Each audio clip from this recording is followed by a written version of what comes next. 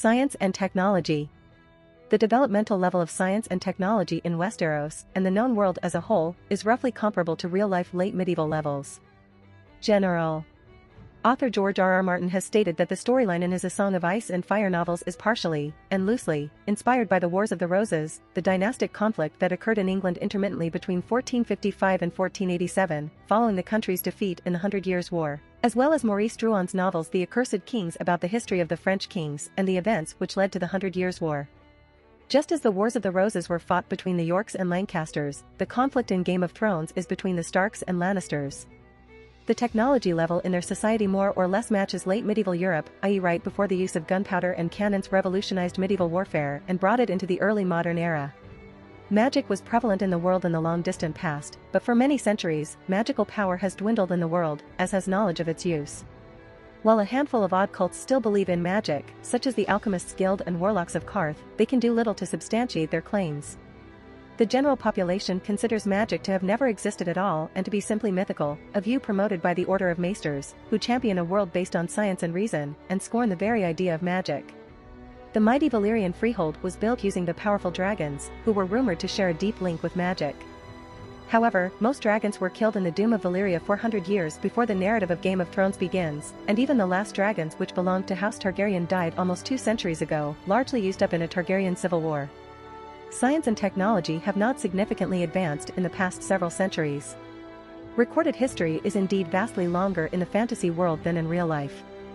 For example, the Valyrian freehold existed for an astonishing 5,000 years before its fall. Written history in Westeros began with the Undul invasion 6,000 years ago, albeit much of this is fragmentary and biased, see main article timeline. It is possible that in earlier ages, when magic was more prevalent, there was less drive to innovate new tools with science, leaving technology levels static for many centuries. Even so, while the general rule holds that gunpowder has not been discovered, there is not a one-for-one correspondence between the technology level in the real-life Middle Ages and the fantasy world of Westeros. For example, certain medical knowledge is much more advanced and accurate in Westeros than it was in the Middle Ages, partially because certain discoveries in history have been accidental, i.e. penicillin, not the culmination of a long aggregation of previous discoveries. The people in Westeros and beyond are also capable of producing vast feats of architecture, such as the Red Keep in King's Landing, without the use of magic at all. Martin has stated that medical knowledge is officially more advanced in Westeros than in the real-life Middle Ages. I made a deliberate decision when the books began to have the Maesters, and have Westeros in general, have better medical knowledge than the real-life Middle Ages. Mostly because I didn't want everybody dying at 26. So it is generally improved. The Maesters have improved the standard of hygiene, and they understand certain practices, and they can do things better. Also, they have magic. While this might seem incongruent with the otherwise static medieval level of technology in Westeros, much of real-life medical knowledge was discovered purely through trial and error, or even by accident, such as the discovery of antibiotics. The Maesters might not know the underlying, theoretical reasons behind illnesses, what bacteria and viruses are, but they have accumulated a more advanced level of functional medical knowledge for practical purposes, such as what herb mixtures will heal infections, better surgical procedures, etc. Medicine. Medicine is important to preserving the lives of peoples across Westeros and Essos, ranging from amateur folk remedies to professional healers and surgeons that deal with life-threatening injuries and diseases. In Westeros, the Order of Maesters is an organization of scholars, healers, and learned men. While not all Maesters have, as a rule, received training in medicine, signified by a silver link in their chains, many have received medical training and serve as doctors throughout the Seven Kingdoms. Maesters appointed to major castles such as Winterfell or the Red Keep in King's Landing usually have been trained in medicine. Woods witches are also commonly encountered throughout Westeros. Local women with some basic skill in herb lore that set up shop as apothecaries in the woods at the edge of villages. In the novels, the Graces who serve in the temples of the Graces at major cities in Slavers Bay are not only priestesses, but professional healers trained in the arts of medicine. Military technology. Military technology in Westeros and Essos is loosely comparable to the kinds used during the real-life Hundred Years' War and Wars of the Roses. Crossbows are prevalent, though they have not superseded longbows, which are also quite common on the battlefield, again, much like the 1400s in real-life northwestern Europe. Various kinds of advanced siege weapons, such as catapults, are employed. Horse cavalry are widely used, and some regions of Essos are known to use mounted elephants. Heavy cavalry, using mounted knights in full plate armor, is a mainstay of the battlefield, though they are more commonly fielded by the wealthier regions of Westeros, i.e. the Reach or the Westerlands, while the poorer kingdoms, such as the North or the Iron Islands, make do with chainmail instead of full plate armor. Many armies frequently make use of different kinds of mercenaries. Valyrian steel is a type of metal forged in the once mighty Valyrian freehold, used to make swords that are exceptionally sharp and tremendously strong. The knowledge of how to create Valyrian steel was lost in the fall of Valyria 400 years ago, making the few surviving Valyrian steel swords incredibly rare and expensive.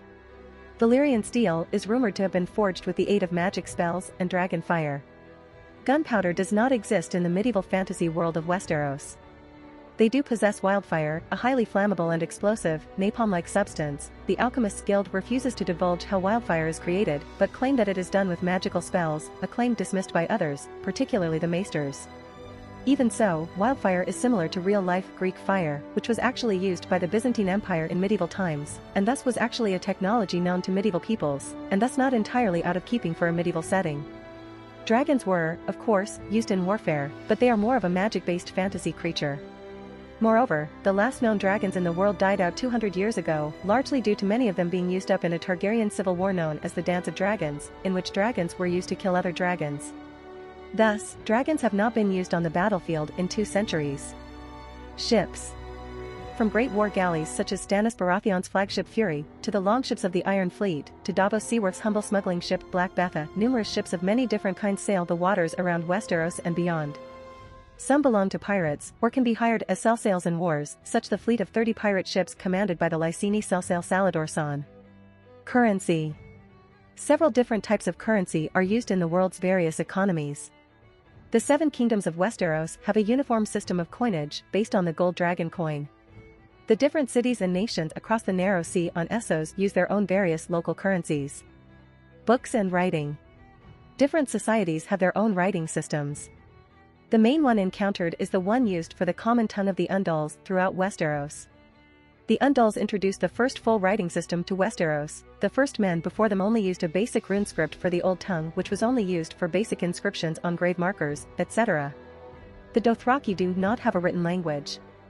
In the novels, it is stated that the Valyrian languages in the Free Cities and Slavers' Bay have their own glyph-based writing systems, but no attempt has been made to represent this in the TV series.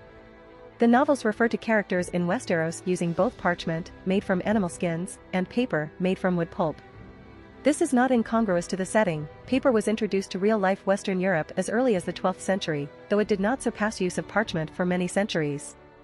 Generally, parchment was still used for important documents, legal charters, important diplomatic messages, etc., while paper was a cheap, less durable alternative. Given that Westeros is loosely based on the Wars of the Roses in England during the late 1400s, it is not contradictory that their society uses a mix of paper or parchment for different tasks. Paper seems to be often used for more common tasks. The messages sent via the Raven network are described as being written on little scrolls of paper. Paper is thinner and lighter than parchment, so it is probably easier to roll, easier to fit more writing on each roll, and easier for the birds to carry.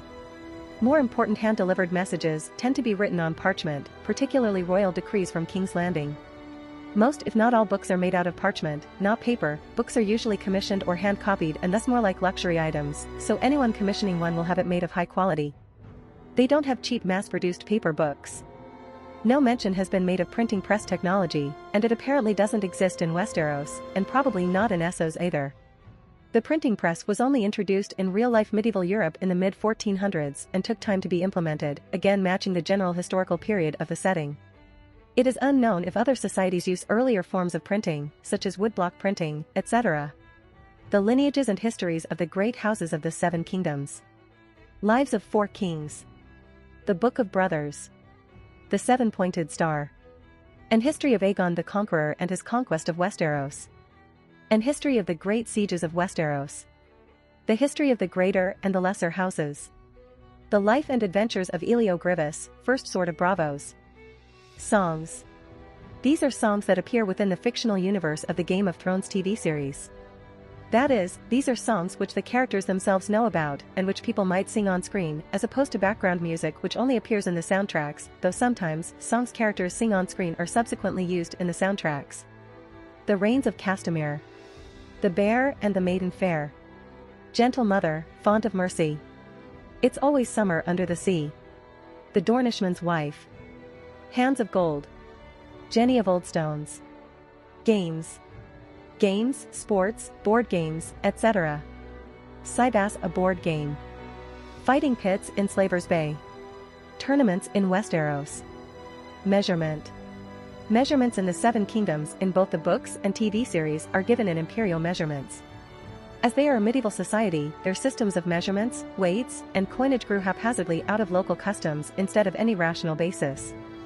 For example, the wall is 300 miles long and 700 to 800 feet tall. Converted to the metric system for the benefit of some viewers, the wall is 482 kilometers long and between 213 and 244 meters tall.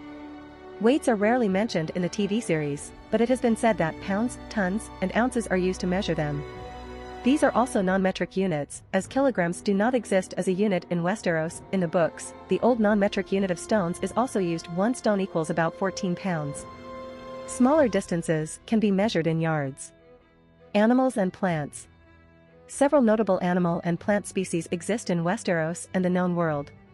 Some of these have no real-world counterparts, but many are based on Ice Age megafauna which did exist in real life, but went extinct thousands of years ago. On the whole, it is very unusual to encounter animals that are significantly different than encountered in real-life medieval Europe and the Near East. A few animals have no one-for-one counterpart with real-life ones, i.e. shadow cats are common animals, somewhere in size between a cougar and a tiger but not exactly like either. In general, however, even dire wolves are a very rare and unusual animal for the inhabitants of Westeros to encounter, in keeping with George R.R. Martin's attempts to create a more realistic, gritty fantasy world. Animals. Dragons, winged reptiles of tremendous age and ferocity, capable of breathing fire. Originated in the East and enslaved by the Valyrians, who used them to forge their empire. Most dragons were destroyed in the Doom 4 centuries ago, leaving the few possessed by House Targaryen as the only surviving dragons in the world, which they used in their invasion of Westeros.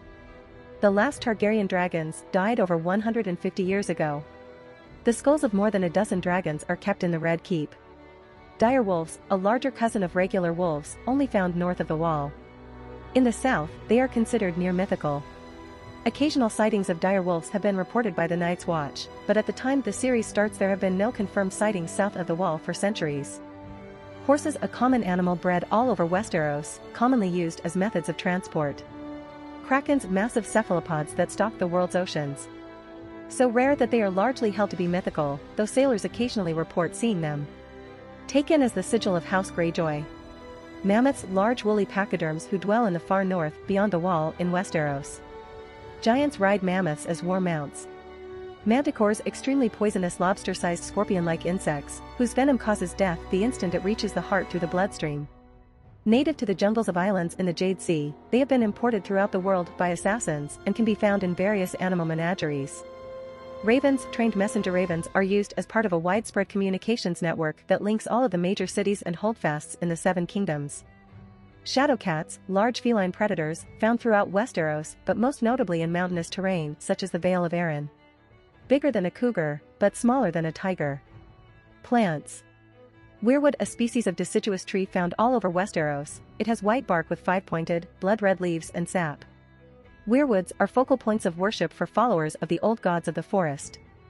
If you want to support me, check out my Patreon at https://www.patreon.com/Kayashin. I tend to polls that decide important plot stuff in my P at Trian. Many thanks to my awesome patrons. Ben Phillips.